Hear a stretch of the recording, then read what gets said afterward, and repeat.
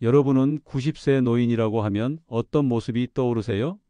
요양원에서 휠체어에 앉아 계신 모습? 아니면 집에서 조용히 책을 읽고 계신 모습일까요? 지금도 청진기를 들고 환자를 진료한다면 믿으시겠습니까? 저는 내과 전문의 김준호입니다. 올해 나이 90세, 60년 전 경상북도 작은 보건소에서 의사 생활을 시작해서 대학병원 내과 과장을 거쳐 지금은 서울 변두리 작은 의원에서 주 3일 진료를 이어가고 있습니다. 하얀 가운을 입고 청진기를 목에 건 저를 보고 환자들은 종종 묻습니다. 선생님, 아직도 일하세요? 그럴 때마다 저는 웃으며 대답합니다. 환자의 이야기를 듣는 일이 제게는 가장 큰 기쁨입니다. 이것이 제 건강 비결이죠.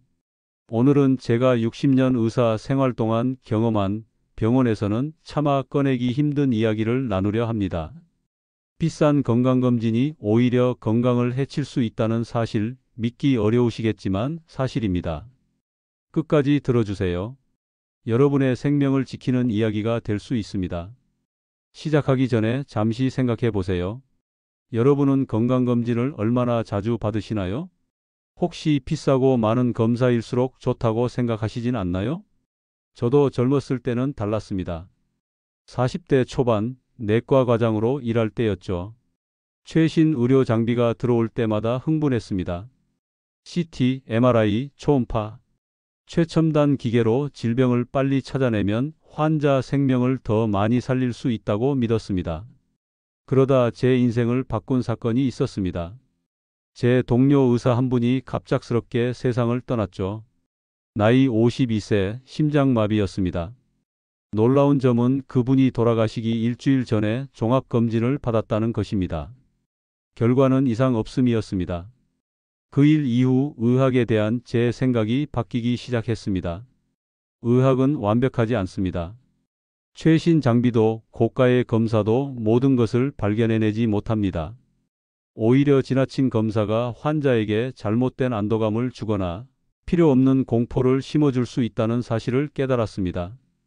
60년간 수만 명의 환자를 진료하면서 저는 확신하게 되었습니다. 진정한 건강은 비싼 장비가 아니라 우리 몸이 보내는 작은 신호에 귀 기울이는 데서 시작된다는 것을요. 혹시 여러분도 건강검진 결과가 이상 없음인데도 몸이 보내는 이상 신호를 느껴본 적 있으신가요? 그 미세한 신호가 여러분의 생명을 지키는 열쇠일 수 있습니다. 제가 환자들에게 강조하는 것이 있습니다. 모든 검사 결과가 정상이라도 몸이 이상하다고 말하면 그것이 더 중요합니다. 기계보다 우리 몸이 먼저 알고 있기 때문이죠. 60대 중반 저도 한때 건강에 위기가 찾아왔습니다. 고혈압 진단을 받고 약을 복용하기 시작했습니다. 당시 제 처방은 약물 치료와 운동이었습니다. 하지만 바쁜 일정 탓에 운동은 미루고 약에만 의존했죠. 3개월 후 심한 어지럼증으로 응급실에 실려갔습니다. 진단은 약물 부작용이었습니다. 그때 깨달았습니다. 제가 환자들에게 강조하던 생활습관 개선을 정작 저 자신은 실천하지 않았던 거죠.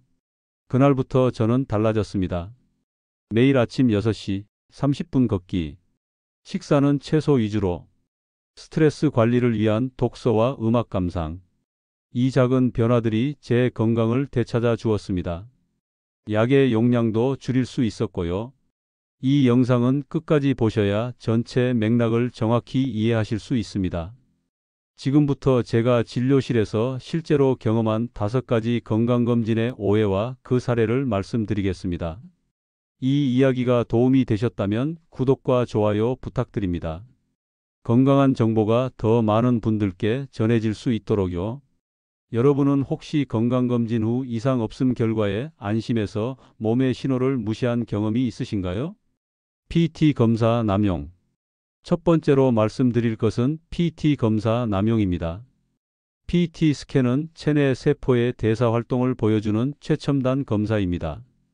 많은 분들이 비싸니까 정확할 것이라고 생각하시죠. 하지만 실상은 다릅니다. 김영수 님은 68세 대기업 임원으로 은퇴 후 매년 400만 원이 넘는 프리미엄 종합검진을 받았습니다. 특히 PT 스캔, CT, MRI까지 빠짐없이 챙겼죠. 3년 연속 이상 없음 판정에 안심했던 그분은 소화불량과 체중 감소가 있었음에도 금방 좋아지겠지라며 2달간 방치했습니다. 결국 심한 복통으로 응급실에 가서야 위암 3기 진단을 받았습니다. 왜 그럴까요? PT 검사는 초기 암 발견에 한계가 있습니다. 특히 위암은 내시경이 더 효과적입니다. 게다가 PT 검사는 방사선 노출도 무시할 수 없습니다. 제가 드리는 실행 팁은 이렇습니다. 증상이 없을 때는 국가에서 시행하는 위암, 대장암 검진을 정기적으로 받으세요. 가족력이 있다면 검사 주기를 조절하는 것이 중요합니다. 또한 특별히 조심하셔야 할 점은 체중 감소, 식욕 저하, 소화 불량이 2주 이상 지속된다면 PT 결과가 정상이더라도 반드시 전문의 상담을 받으셔야 합니다. 제 경험으로는 몸의 변화가 검사 결과보다 더 중요한 지표입니다. 비싼 검사가 아니라 몸의 신호에 귀 기울이는 것이 중요하죠. 여러분은 어떠신가요? 몸에 이상 신호가 있을 때 검사 결과보다 자신의 몸 상태를 더 신뢰하시나요? 두 번째는 허리와 목 통증의 CT와 MRI 검사를 남발하는 문제입니다. 노년층에서 가장 흔한 증상 중 하나가 바로 허리와 목 통증이죠. 하지만 이런 통증이 있다고 해서 항상 영상 검사가 필요한 것은 아닙니다. 박명자님, 72세는 교직에서 은퇴 후 허리 통증으로 3년간 무려 5번의 MRI를 찍었습니다. 매번 결과는 퇴행성 변화였습니다. 수백만 원의 비용이 들었지만 진단은 변하지 않았고 결국 그녀의 통증은 물리치료와 꾸준한 운동으로 개선되었습니다. 이런 사례는 매우 흔합니다. 한 연구에 따르면 60대 이상 성인의 80%는 척추 MRI에서 퇴행성 변화가 관찰됩니다. 하지만 그중 실제 통증을 느끼는 사람은 30% 미만이죠. 영상에 나타난 변화와 실제 증상은 일치하지 않을 수 있습니다. 제가 드리는 실행 팁은 이렇습니다. 신경학적 증상 다리 저림, 마비 등 없이 단순 통증만 있을 때는 온찜질, 적절한 스트레칭, 규칙적인 걷기 운동이 우선입니다. 약물은 필요시 단기간만 사용하는 것이 좋습니다. 특히 주의하셔야 할 점은 다리 저림이나 마비, 배뇨 장애 등의 증상이 있을 때만 MRI를 고려하세요. 그 외에는 물리치료와 운동이 더 효과적일 수 있습니다. 불필요한 영상 검사는 불안만 키우고 지갑만 가볍게 할 수 있습니다. 혹시 여러분도 단순 허리 통증으로 여러 번 영상 검사를 받으신 경험이 있으신가요? 그 검사가 실제 증상 개선에 얼마나 도움이 되었나요? 세 번째는 두통과 어지럼증에 뇌 MRI를 남발하는 사례입니다. 노년기의 두통과 어지럼증은 매우 흔한 증상입니다. 많은 분들이 이런 증상이 있으면 바로 뇌 질환을 의심하시죠. 이상철님은 75세, 은퇴 공무원으로 스트레스가 많고 두통이 잦아 매년 뇌 MRI를 찍었습니다. 3년간 4번, 비용은 약 200만 원이 들었죠. 매번 결과는 정상 소견이었지만 그의 증상은 나아지지 않았습니다. 결국 신경과 전문의의 정밀 진찰 결과 그의 진단은 근육 긴장성 두통, 스트레스 유발이었습니다. 뇌 영상 검사가 아닌 목 근육 이완 운동과 스트레스 관리가 그의 증상을 개선시켰습니다. 제가 드리는 실행 팁은 다음과 같습니다. 충분한 수분 섭취, 규칙적인 목과 어깨 스트레칭, 그리고 무엇보다 양질의 수면 관리가 중요합니다. 또한 두통일기를 작성해 어떤 상황에서 두통이 심해지는지 파악하는 것도 도움이 됩니다. 특히 주의하셔야 할 점은 갑자기 시작된 극심한 두통, 시야 흐림, 언어장애, 고열이 동반될 때는 즉시 응급실을 방문하세요. 이런 경우가 아니라면 정기적인 뇌 영상 검사보다는 근본 원인 치료에 집중하는 것이 더 효과적입니다. 노년기 두통의 80%는 긴장성 두통이나 편두통입니다. 비싼 영상 검사보다 생활습관 개선이 더 중요한 경우가 많습니다. 여러분은 두통이나 어지럼증이 있을 때 어떻게 대처하시나요? 바로 병원부터 찾으시나요? 아니면 다른 방법을 시도해 보시나요? 심장 초음파 반복 촬영. 네 번째로 말씀드릴 것은 심장 초음파 반복 촬영에 관한 것입니다. 심장 건강은 무엇보다 중요하지만 증상 없이 반복적인 검사가 항상 도움이 되는 것은 아닙니다. 최동훈님은 66세 퇴직 후 심장병에 대한 두려움으로 매년 심장 초음파를 받았습니다. 가족력이 있다는 이유였죠. 3년간 75만 원을 쓰고 결과는 매번 정상이었습니다. 그러던 어느 날 한 심장 전문의가 그에게 이렇게 말했습니다. 최 선생님, 증상이 없으시면 매년 초음파보다 규칙적인 운동과 건강한 식단이 더 중요합니다. 그 말을 듣고 그는 심장 검사보다 생활 습관 개선에 집중했고 오히려 건강이 나아졌습니다. 제가 드리는 실행 팁은 이렇습니다. 주 3회 이상 30분씩 걷기, 금연, 그리고 규칙적인 혈압과 콜레스테롤 수치 관리가 중요합니다. 이런 생활 습관 개선이 검사보다 심장 건강에 더 큰 영향을 미칩니다. 특히 주의하셔야 할 점은 갑작스러운 호흡 곤란, 가슴 통증, 불규칙한 심장 박동이 느껴질 때는 즉시 진료를 받으셔야 합니다. 이런 증상이 없다면 정기 건강검진 외 추가 심장 초음파는 신중하게 결정하시는 것이 좋습니다. 심장 건강은 일상에서 지켜야 합니다. 검사표가 아닌 생활 습관이 여러분의 심장을 지키는 열쇠입니다. 여러분은 어떻게 심장 건강을 관리하시나요? 검사에 의존하시나요? 아니면 규칙적인 운동과 식이 조절을 실천하고 계신가요? 전신 혈액 영상 검사 과잉. 다섯 번째이자 마지막으로 말씀드릴 것은 전신 혈액 및 영상 검사의 과잉에 관한 것입니다. 종합검진이라는 이름으로 많은 검사를 한꺼번에 받는 것이 항상 좋은 것은 아닙니다. 정미숙님은 74세 건강에 대한 불안으로 매년 대형 병원 종합검진을 받았습니다. 한 번에 150만 원 이상을 지출했죠. 전신 CT, 종양표지자, 호르몬 검사까지 모든 항목을 받았습니다. 하지만 안타깝게도 마지막 검진 3개월 후 그녀는 심한 복통으로 췌장암 진단을 받았습니다. 이미 주변 장기로 전이된 상태였습니다. 왜 이런 일이 벌어졌을까요? 췌장암은 조기 발견이 매우 어려운 암입니다. 초기에는 증상이 거의 없고 일반적인 검진으로는 발견하기 어렵습니다. 그러나 미숙님은 검진 결과만 믿고 몸의 작은 변화들, 약간의 체중 감소나 소화불량 등을 무시했던 것이죠. 제가 드리는 실행 팁은 다음과 같습니다. 국가암검진을 적극 활용하시고 무엇보다 자신의 체중, 식욕, 소화 상태를 주기적으로 점검하는 습관이 중요합니다. 몸의 변화는 어떤 검사보다 정확한 신호일 수 있습니다.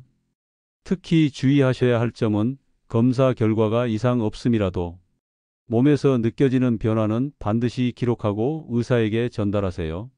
의사는 환자의 이야기를 듣고 더 정확한 진단을 내릴 수 있습니다. 과도한 검사가 오히려 위험할 수 있습니다. 잘못된 안도감을 주거나 불필요한 추가 검사로 이어질 수 있기 때문입니다. 여러분은 건강검진 후 몸의 이상을 느끼더라도 검사 결과를 더 신뢰하시나요? 아니면 몸의 신호에 더 귀 기울이시나요? 의사인 저도 한때는 첨단 검사를 맹신했던 시절이 있었습니다. 하지만 60년간 환자들을 진료하며 깨달았습니다. 가장 중요한 것은 비싼 검사가 아니라 몸이 보내는 작은 신호에 귀 기울이는 것이었습니다. 저는 90세가 되기까지 많은 환자들의 회복과 별세를 지켜봤습니다. 그 과정에서 한 가지 분명해진 사실이 있습니다.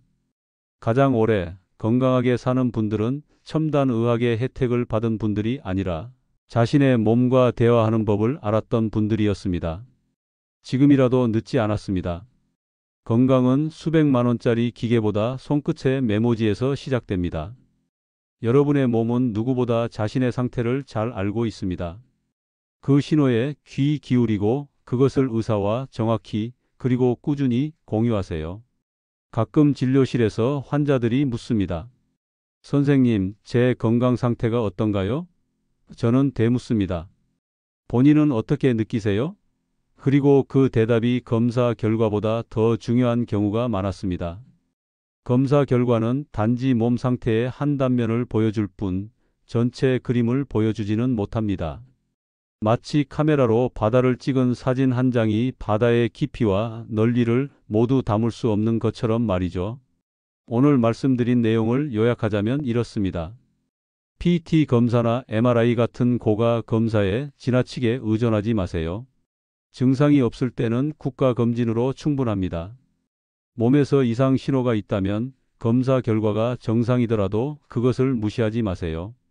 그리고 무엇보다 건강한 생활 습관이 어떤 검사보다 중요합니다. 신체적 변화는 작은 것부터 시작됩니다. 미세한 식욕 변화, 체중 감소, 평소와 다른 피로감. 이런 작은 변화들이 큰 질병의 전조가 될 수 있습니다. 저는 환자들에게 항상 말합니다. 이상이 느껴지면 기다리지 말고 병원을 찾으세요. 하지만 그 이상을 정확히 설명할 수 있도록 준비하세요. 오늘부터 실천하실 수 있는 한 가지를 제안합니다. 건강일기를 시작하세요. 스마트폰 메모장도 좋고 작은 수첩도 좋습니다. 하루 한 줄 내 몸 상태를 기록하는 습관을 들이세요. 체중, 식욕, 수면, 통증. 그 기록이 병보다 빠르고 어떤 검사보다 정확할 수 있습니다. 단순히 오늘 속이 안 좋다가 아니라 점심 후부터 상복부에 둔한 통증이 있고 커피를 마신 후 더 심해졌다처럼 구체적으로 기록하세요. 이런 기록이 의사에게는 금보다 귀한 정보가 됩니다. 제가 가장 존경했던 내과 교수님은 항상 말씀하셨습니다. 진단의 70%는 환자의 이야기에서 나온다. 그 말씀이 60년이 지난 지금도 여전히 옳다고 생각합니다. 제 나이 90세, 아직도 건강하게 진료를 볼 수 있는 이유는 비싼 건강검진이 아니라 매일 아침 30분 걷기, 채소 위주의 식단, 충분한 수면, 그리고 하루 한 잔의 녹차. 이런 작은 습관들 때문입니다. 특별할 것 없는 이 습관들이 제 건강의 기둥이 되었습니다. 여러분도 지금부터 시작하세요. 늦었다고 생각할 때가 가장 빠른 때입니다. 80세에 시작해도 90세에는 달라질 수 있습니다. 저는 75세에 테니스를 시작한 환자가 85세에도 여전히 코트를 누비는 모습을 보았습니다. 건강한 변화에 나이는 중요하지 않습니다. 다음 시간에는 내시경 검사의 진짜 필요성에 대해 말씀드리겠습니다. 언제, 어떻게, 얼마나 자주 받아야 하는지 제가 경험한 실제 사례를 통해 알려드리겠습니다. 많은 분들이 무서워하는 내시경, 하지만 알고 보면 생명을 구하는 가장 효과적인 검사입니다. 어떻게 하면 가장 효율적으로, 가장 적은 불편함으로 받을 수 있는지 알려드릴게요. 여러분의 건강을 진심으로 응원합니다. 비싼 검사보다 몸의 소리에 귀 기울이는 지혜로운 90세가 되시길 바랍니다. 저처럼요. 우리 건강하게 다시 만나요. 이 영상이 도움이 되셨다면 지혜 한 걸음 채널 구독과 좋아요 부탁드립니다. 여러분은 지금 어떤 건강의 신호를 느끼고 계신가요? 그리고 그 신호를 어떻게 기록하고 계신가요? 그 경험을 아래 댓글에 남겨주세요. 더 많은 분들이 진짜 건강 정보를 만날 수 있도록요. 여러분의 이야기가 다른 분들에게도 도움이 될 수 있습니다. 댓글에 건강에 관한 질문을 남겨주시면 다음 영상에서 답변해 드리겠습니다. 다음 영상에서 건강한 모습으로 다시 뵙겠습니다.